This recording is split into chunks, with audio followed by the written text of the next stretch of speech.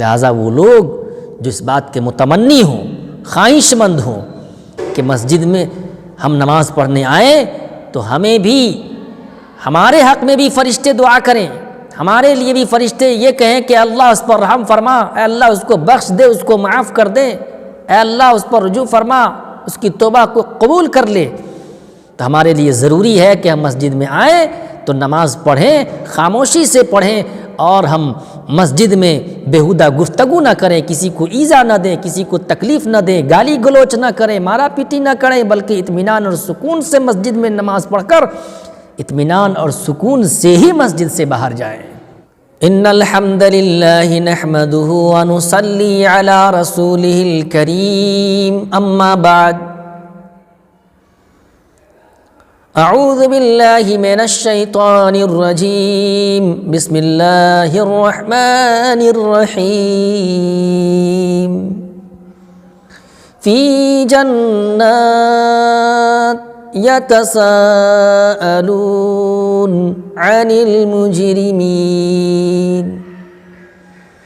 ما سلککم فی سقر، قالوا لم نک من المصلین۔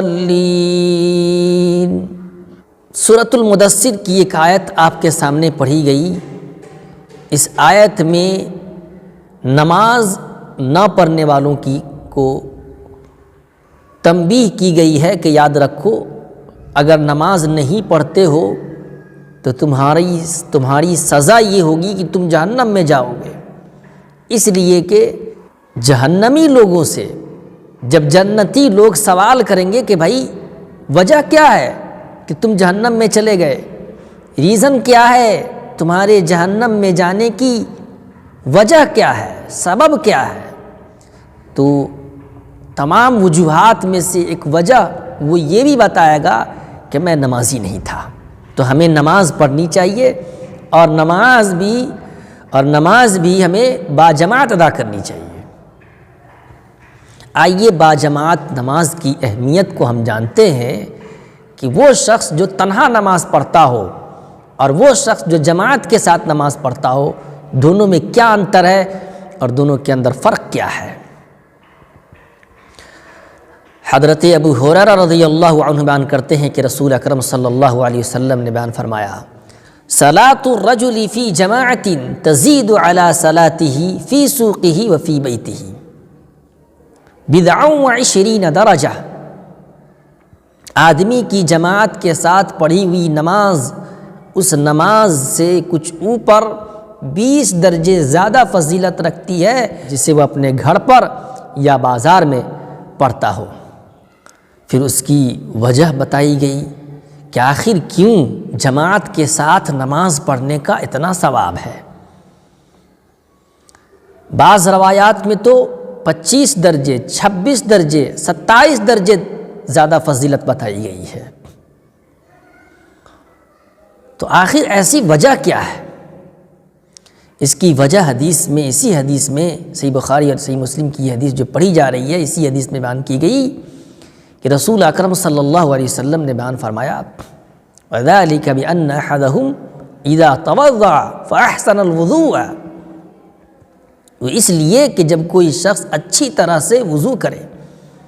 ثُمَّ أَتَى الْمَسْجِدَ لَا يُرِيدُ إِلَّا الصَّلَاةَ لَا يَنْهَزُهُ إِلَّا الصَّلَاةَ، پھر وہ شخص مسجد میں چلا آئے، نماز کے ارادے سے ہی مسجد میں آئے، اس کا ارادہ کچھ اور نہ ہو، لا يريد الا الصلاة، نماز کی ہی چاہت میں پھر وہ شخص مسجد میں آ جائے، اگر اس شخص کو نماز ہی مسجد میں لے کر آتی ہے تو لم يخط خطوة الا رفع له بها درجة، تو اس کے ہر قدم کے بدلے میں ایک درجہ بلند کر دیا جاتا ہے، وَحُطَّ عَنْهُ بِهَا خَطِيَّةٌ، اور اس کے گناہ مٹا دیے جاتے ہیں۔ لہذا جس شخص کی خواہش یہ ہو کہ اس کے ایک درجہ بلند کر دیے جائیں اور اس کا ایک گناہ مٹا دیا جائے، تو اس کے لیے ضروری ہے کہ وہ شخص مسجد میں آئے تو صرف نماز کے ارادے سے ہی آئے۔ لیکن لوگ تو دنگائی بن کر آتے ہیں، کوئی نہ کوئی کارن کھوج کر ایک دوسرے سے لڑتے ہیں اور جھگڑتے ہیں۔ اس کا بہت بڑا نقصان ہوتا ہے، جو اسی حدیث میں آگے بیان کی جائے گی یہ بات۔ لیکن اگر کوئی شخص صرف نماز کی نیت سے مسجد میں آتا ہے، نماز ہی اسے مسجد میں لے کر آتی ہے، تو ایسے شخص کو ثواب یہ ملے گا کہ اس کے ہر قدم کے بدلے میں ایک نیکی لکھ دی جاتی ہے اور ایک گناہ مٹا دیا جاتا ہے۔ لا ينهزه الا الصلاة لا يريد الا الصلاة ثم اتى المسجد لم يخطو خطوة الا رفع له بها درجة وحط عنه بها خطيئة حتى يدخل المسجد، یہاں تک کہ وہ مسجد میں داخل ہو جائے۔ فَإِذَا دَخَلَ الْمَسْجِدَ كَانَ فِي الصَّلَاةِ مَا كَانَتِ الصَّلَاةُ هِيَ تَحْبِسُهُ، پھر جب وہ مسجد میں داخل ہو جاتا ہے، پھر وہ مسجد میں جب داخل ہو جائے تو وہ جب تک نماز اسے وہاں روکے رکھتی ہے وہ نماز ہی میں شمار ہوگا۔ یعنی ایک شخص مسجد میں آیا، نماز کی نیت سے آیا، اچھی طرح سے وضو کر کے آیا اور نماز کے انتظار میں مسجد میں بیٹھا ہوا ہے، ذکر الہی میں مشغول ہے، تو جب تک نماز کے انتظار میں وہ شخص مسجد میں بیٹھا ہوا ہے تو اس کو یوں سمجھ لو کہ وہ نماز ہی پڑھ رہا ہے، تو وہ شخص کا بیٹھنا نماز ہی میں شمار ہوگا۔ وَالْمَلَائِكَةُ يُصَلُّونَ عَلَىٰ أَحَدِهِمْ مَا دَامَ فِي مَجْلِسِهِ الَّذِي صَلَّىٰ فِيهِ يَقُولُونَ اللَّهُمَّ ارْحَمْهُ اللَّهُمَّ اغْفِرْ لَهُ اللَّهُمَّ تُبْ عَلَيْهِ۔ فرشتے تم میں سے ایک آدمی کے حق میں دعا کرتے رہتے ہیں یہاں تک کہ وہ اسی مجلس میں بیٹھا رہے جس مجلس میں اس نے نماز پڑھی ہے۔ فرشتے دعا کرتے ہوئے کہتے ہیں اللہم ارحمہ، اے اللہ اس پر رحم فرما، اللہم اغفر لہ، اے اللہ اسے بخش دے، اللہم تب علیہ، اے اللہ اس پر رجوع فرما، ما لم یؤذی فیہ۔ اسی طریقے سے فرشتے دعا کرتے رہتے ہیں جب تک کہ وہ کسی کو ایذا نہ دے، تکلیف نہ دے، اور جب تک کہ وہ شخص بے وضو نہ ہو جائے۔ متفقون علیہ، یہ حدیث بخاری اور مسلم شریف کی ہے۔ تو اس حدیث میں بہت ساری باتیں معلوم ہوئی۔ اس حدیث سے سب سے پہلی بات یہ معلوم ہوئی کہ باجماعت نماز ادا کرنا فرض ہے، لہٰذا اگر کوئی شخص بغیر کسی ضروری کام کے، کوئی ضروری کام نہیں ہے، سستی اور کاہلی میں اگر کوئی شخص باجماعت نماز نہ پڑھے تو وہ شخص گناہگار ہوگا فرض چھوڑنے کی وجہ سے۔ لیکن یہ بات یاد رہے کہ جماعت صحت نماز کے لیے شرط نہیں ہے، اور اس حدیث سے آپ یہ بھی استدلال نہیں کر سکتے کہ فرض جماعت کے ساتھ نماز پڑھنا یہ واجب نہیں ہے، ایسا نہیں ہے، بلکہ باجماعت نماز ادا کرنا فرض ہے۔ لیکن اگر کسی شدید کام کے پیش نظر بہت سخت ضرورت ہے، اس سخت پریشانی اور ضرورت کی بنیاد پر اگر کوئی شخص جماعت کے ساتھ نماز اگر نہیں پڑھتا ہے تو اس کی نماز تو ہو جائے گی، لیکن وہ یہ ثواب جو بیان کیے گئے ہیں 20 درجے، 25 درجے، 26 درجے، 27 درجے زیادہ فضیلت، اس ثواب سے محروم ہونے کے ساتھ ساتھ وہ شخص فرض کے تارک کا، فرض چھوڑنے کی بنیاد پر وہ شخص گناہگار بھی ہوگا۔ اور ایک بات اس حدیث سے یہ بھی معلوم ہوئی کہ مسلمانوں کو ایذا دینے سے انسان فرشتوں کی دعاؤں سے محروم ہو سکتا ہے، جیسا کہ حدیث میں بیان کیا گیا ما لم یؤذی فیہ، ما لم یؤذی فیہ، ما لم یحدث فیہ، جب تک کہ وہ کسی کو ایذا نہ دے۔ شخص اگر وہ کسی کو ایذا دیتا ہے، تکلیف دیتا ہے، تو پھر وہ فرشتے کے اس دعا سے محروم ہو جائے گا۔ لیکن دیکھیے حالات بدل چکے ہیں،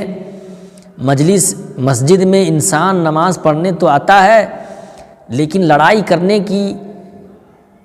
کوئی نہ کوئی وجہ لوگ تلاشتے رہتے ہیں، جھگڑتے ہیں، لڑتے ہیں۔ لوگ اس جگہ پہ مسجد میں آ کر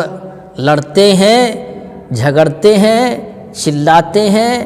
چکرتے ہیں، تو ایسے لوگ